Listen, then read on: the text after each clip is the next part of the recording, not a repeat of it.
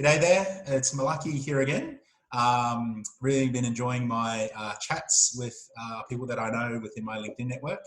And so today my guest, Ari, who I'll introduce in a second. She's been very gracious to give me some time just to talk over things, what's been going on in her world. Has there been any impact with regards to the state of affairs and just, how everything's going about. So welcome, Ari. How are you going on this Sunday afternoon? Good, thanks. That's the way. Lovely day outside. It is, yeah. Well, you mentioned just before we started recording that you guys are doing a bit of gardening, so that's a good thing to do over this self-isolation period. Yep, mainly me doing the gardening. Everybody runs away. No, that's I've heard that quite a bit. Yeah, we don't have kids yet, so we're looking for other ways to help do our chores. But so basically. You've been in business for close to 20 years, and you currently run a consultancy practice called Totoru, which we'll go into in a sec. You also have a fashion label on the side, so that's very great to hear that you're doing sort of multiple things. And you also recently launched a book, which I'm excited to hear a little bit more about. You launched that this year, January 2020.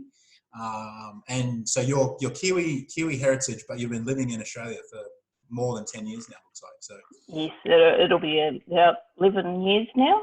Been living here. Interesting, yeah. So you're what do they call it? Is it a Mozzie? A Maori and an Aussie put together? A Mozzie? Have you heard that one? Yeah, you could say that. Yes, I've heard Mozzie. My daughter is categorised as a Mozzie. Yes. Yes, there's a few going around, but she's officially Maori Aussie because father being Australian and her being Maori. So yeah, she's got where she is. She is literally one. Taking advantage of those perks. Well, I guess I should have started with this very important question: are you still an All Black supporter, or have you converted to the Wallabies? All Blacks. It depends on how well they're playing. If they're not playing good, I'm very much, if they're playing good, then great, I'll go for them. But if they're not playing good, then I'll go to the other side. 100%, yes. Definitely depends on how they're playing. I've found too, yeah. So I'm not biased. It just depends how well they're playing. If they're playing a good game, then I'll be rooting for them. But if they're not, I'll be thinking, oh, something's wrong with their training. Being an ex-rugby player, I used to play rugby as well with my whole family, apart from my spouse who does not play rugby at all, nor does the daughter. Myself, my parents, and my brother's rugby players. So wow. knowing that game that well, it runs through the family line on both sides, on both my mum and dad's side. It's definitely it's a bit of a religion there. I was actually born in New Zealand too, but I haven't lived there for a while. But is that like, it's basically, because you grew up in New Zealand, I guess, hey? So and living there, like rugby is literally just everywhere. It's sometimes if you don't follow rugby, it's a bit, I feel left out. Like it's just something that everyone's exposed to, hey? Yeah, you might as well say we have been brought up with it. We live around it. We watch the games. If it's not ourselves playing, it's either one of the nephews, one of the uncles, any one of the family members that's playing. Yeah. No, that's interesting. Like, I guess as a nice little segue, just as you were mentioning, you were exposed to rugby early. I really want to talk a little bit about your business and how did you get into it? Did you grow up around like business focus, or you had examples that you could follow, or maybe you didn't? Like, what was your kind of journey into? Okay, I'm going to start my own business here, and now obviously running successfully. Well, yes, I was actually surrounded by it at a younger age, with seeing my auntie and my parents, and then eventually going into business myself when I was back in New Zealand. And then, it was just being surrounded by it and taking up the subject at school followed me all the way to uni and further on into now pretty much. But when I first started doing business here, it was out of the fact that I had become unemployed and I didn't have any options, and I had applied in between 300 to 500 jobs, and I couldn't get one. I couldn't get a job. Of course, they wouldn't say why, because I had a lot of qualifications, a lot of experience. So I was like, oh, okay. Being a single parent at that time, I couldn't find work. So, okay, I had my mum in the background, thankfully, who was my greatest support, pushing me to go and find work. But she said, look, we've done all we can, can't do anything about it. Might as well go back into business again. So that's exactly what I did. That's how the consultancy came together. Wow. So, yes. Interesting. I love that, your base story around that, you know, you had been exposed to it, you had been around it, and part of it was that, you know, you're unemployed or didn't have like a stream of income. And I guess the current state of affairs, right? So with the COVID-19 virus, there's a lot of people that are in that situation, right? So there's a few Kiwis that fall in that little loophole where they're not eligible for assistance, like the youngies that recently arrived, they fall in that little loophole. So you could say I was in that little loophole where I got maybe a little bit of assistance, but it wasn't enough to cover the bills. So it wasn't out of choice. I had to go into business because I needed to bring in the income, being the main income earner. Interesting. I like that. And do you think, like, with the current state of affairs, where the global economy has been impacted, but then with the layer of the internet, do you think, I mean, it's probably still possible for people to try and do that, I guess, in terms of finding opportunities? Yes. Or make up your own opportunities. Look at what's happening in the market and find out what problems you can resolve. Because, like, I mean, being in that situation before where I couldn't get any assistance, you just utilise the resources that you have and the talents that you possess, all of the experience and the qualifications that you have, and turn it into something that works. So, well, yeah, that would be some advice that I would be saying to others. Like, if you can't get assistance, utilise what you have. Yeah. Be resourceful and turn it into something. Interesting. I love that. Yeah, it's definitely a proactive approach. And so, no, I agree. That's really good advice. On your, just changing gears a little bit on your business. So you run a consultancy.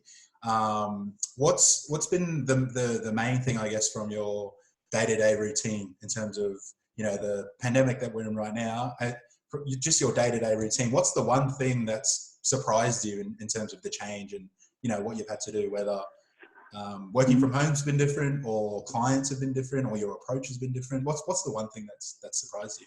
I think it'd be more changing my approach. Not that it didn't surprise me, sort of. It was trying to get into a good transition, making it normal. Even though it's not a physical face-to-face, it's becoming more often where you're having the video meeting. And of course, you do get those clients that they really, they value the proper face-to-face where they physically can see you. And it's them trying to adjust to the new norm, which is, of course, what we're doing now, video meeting. Yeah, interesting. No, I like that. And do you have a particular niche market, or do you have a focus area?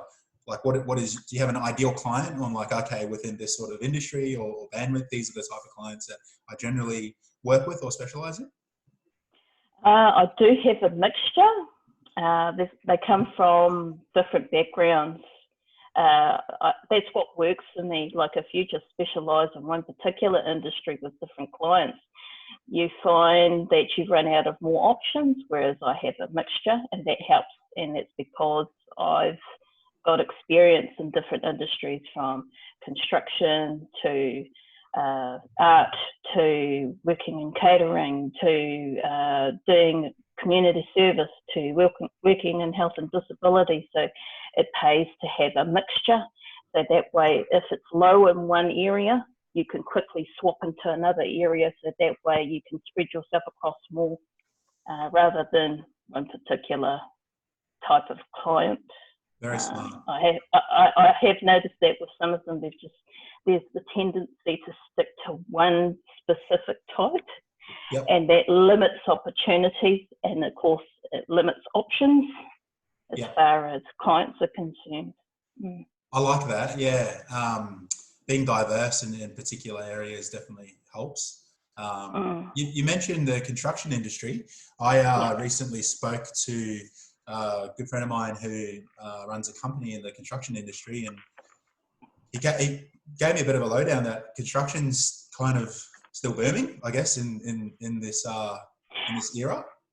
Yes, it is, and it still is in New Zealand as well. Everyone's being more, what do you call it, systematic as far as putting the right measures in place with all their PPE equipment, making sure they've got their little, what do you call it, essential services, little banners on the sides of their trucks and stuff like that. Yeah. Yeah, no, that's it's definitely an interesting industry. I spent some time in there too, so be interesting to see what comes about all of that in the next couple of weeks. But I wanted to ask you about your book, which you released in January 2020 this year. So the title of your book is "Turn Your Taonga into a Business." Now, taonga means gift or treasure in Maori. Do you want to just give us a rundown of what's the book about, and then just go into how it came about, how long it took you to get into gear and get it all together, and what was your belief behind it? Okay, for my book, it was mainly because I did notice different ones in my own culture, being Indigenous New Zealand, where they didn't know certain information that they needed to ensure that they had put solid foundations in place for their businesses, pretty much at the beginning, because in the first 3 to 5 years, that's the red margin to ensure that you can continue on instead of failing and shutting up shop. So going from my own experiences, from working in the business and over a period of so many years, that's how I came up with it. It's not a big book. I made it short and simple with just enough information for them to, actually go and seek out and put all these safety nets in place.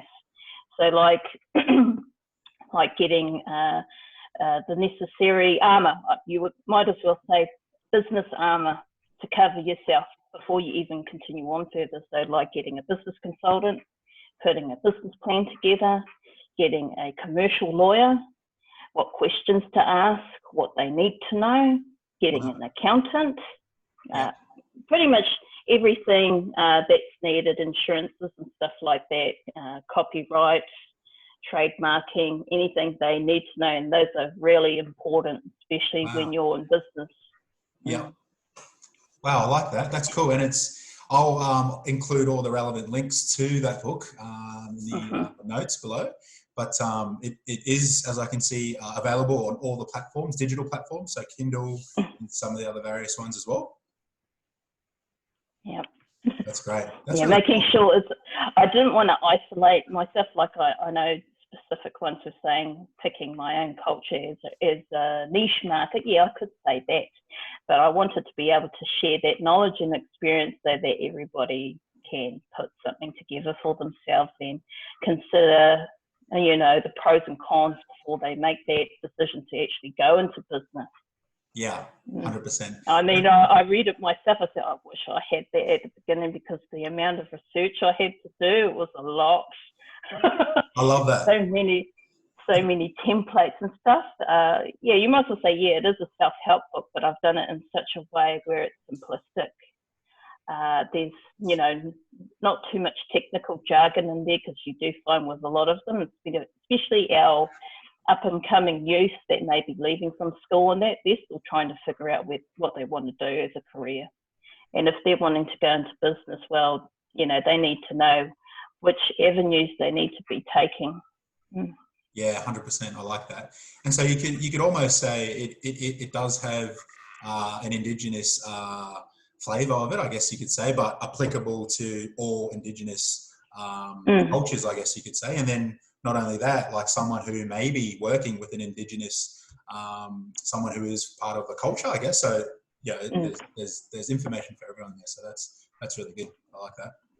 Yes, with that little bit of Indigenous in there.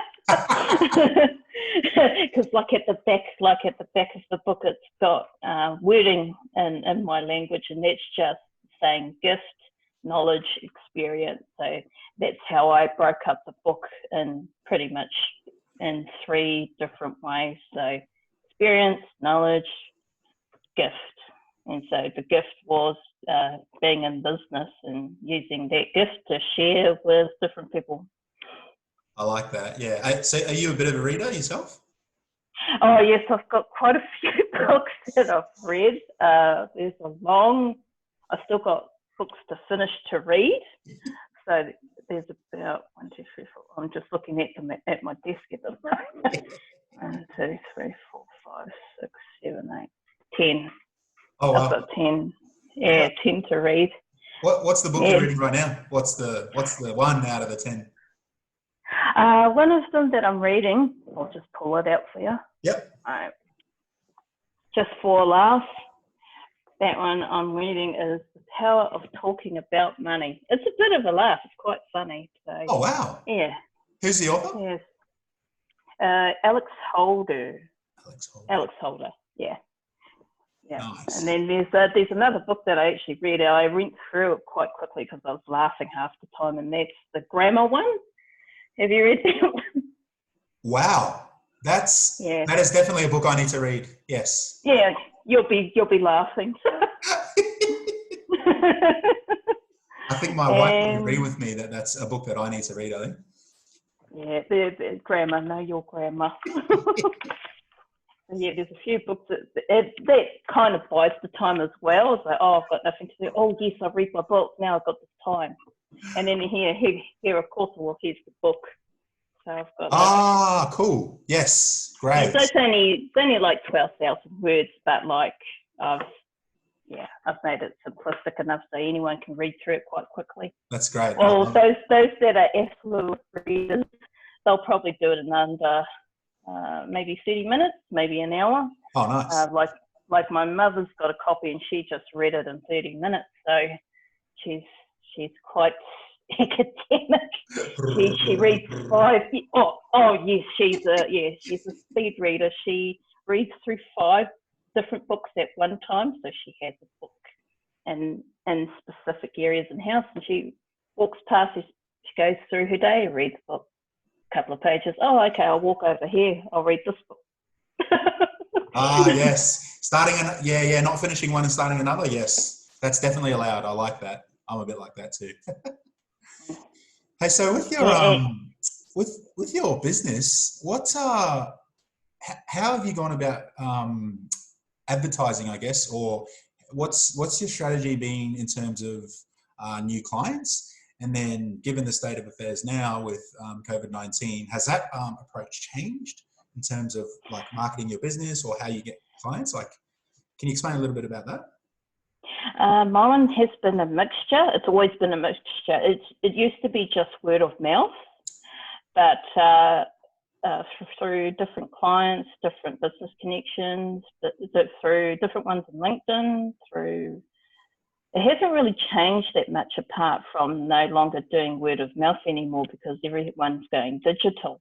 So it's a lot of either through, I've gotten clients through Instagram, through Facebook. Oh, wow. Okay. Yeah. So I've had a mixture or through different business contacts that I've worked with over the years. So it may not show up much on my profile, but it's definitely in different areas where I've managed to get different clients, or they ask a question and then, how can we schedule an appointment? And I'll just go through the scheduler and then they book their appointment. And a lot of it's been Instagram, Facebook. Oh, wow. Okay. That's good to know. Yeah. It's definitely. Yeah, there's been like a slight shift because I thought it would be via LinkedIn, but a lot of the shift's been through Instagram and Facebook. Interesting. Okay. Do you do paid ads through those platforms? No, I don't. Oh, wow. Okay. I don't do pay. I did try once, but it didn't really work. Yeah. And a lot of it was doing a lot of videos, like what you're doing now. Yep. I did a lot of videos, which I've scheduled in advance, and it's been through my different videos on business tips, and they've only been in between 2 to 5 minutes long. Wow. Okay. That's really good to know. Yeah. Yeah. And then obviously with TikTok coming along, that's another platform, I guess, that's gaining a lot of momentum. You might get some business videos going up on that platform. Maybe if you find yourself getting a bit bored during this self-isolation period. Oh yes, I've been doing that. I've been trying the different business apps. It's very good having a teenager because you can learn from what they do on there. So, oh, show me how to do that. Which app are you using? Smart, very smart. Even different video clips and graphics and effects that they use with videos and stuff like that. I've been looking at it. Oh, I can do that. I can do that transition, or you change different transitions when you're advertising things online. So it's good to know how everybody's doing things. Yeah, no, with my wife and I recently jumped on there, and I'm purely doing it from the exercise point of view in the mornings, but it's actually giving me a bit of creative thought process around how do I make videos and stuff like that. So I've actually really enjoyed getting on a new platform and doing that. So be interesting to see where all that goes, I guess. So I've actually seen quite a few businesses on there too. And actually a lot of the health I've seen on there. So chiropractors, physios, in fact, heaps of teachers on there as well. So it's interesting the spin that it's going through right now. Some of them, you got to pay for the ads, but I found I didn't have to. A lot of it's what you can give online and seeing whether it resonates with different ones, and then they get drawn in. They'll contact you. It won't take long. Yeah. No, that's good. Yeah. So within your experience with your clients, what any of the industries that you mentioned before, maybe construction or hospo, has there been any businesses that you've seen or that like you're connected to, like what have they actually done well in this period? So given, the ban and gatherings and stuff like that, what are some good examples that you've seen that businesses have been able to pivot in terms of either an online experience or they've been able to transfer as much as they can their services online? What's been your experience with that? Because I had informed them kind of earlier to actually go digital. Some of them I was actually telling some of my clients last year to go digital. Not knowing this was going to happen, of course. They had already transitioned, but they were just transitioning over into pretty much doing business digital. Like one of the artists that I've got, she has transferred all her artists or her canvas into digital form, so it can be sold online. Another one where, what else?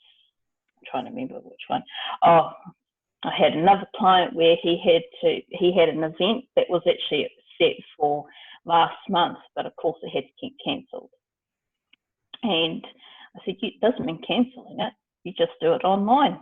So that way people still get the experience just from a video perspective. And of course, if anyone wants a refund, well, then just follow through the process. But at least they won't be missing out on anything.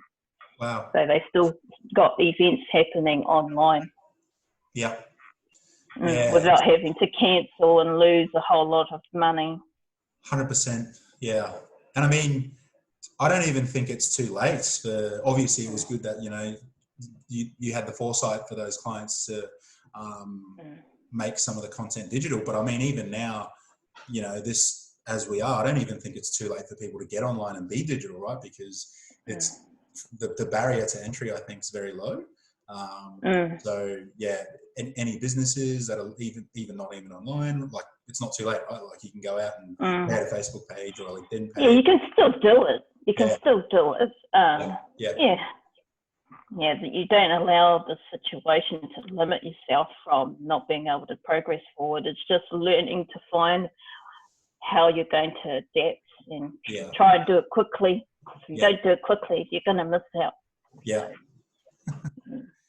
Hey, that's so good. Hey, I really enjoyed our time today chatting. Thanks for taking the time out, and I've enjoyed hearing a little bit more about your book and what's been going on. And I guess just some departing quotes or departing remarks. Is there anyone that's watching this either in my network or your network that may be able to help you personally or professionally, or a business focus during this time of COVID-19?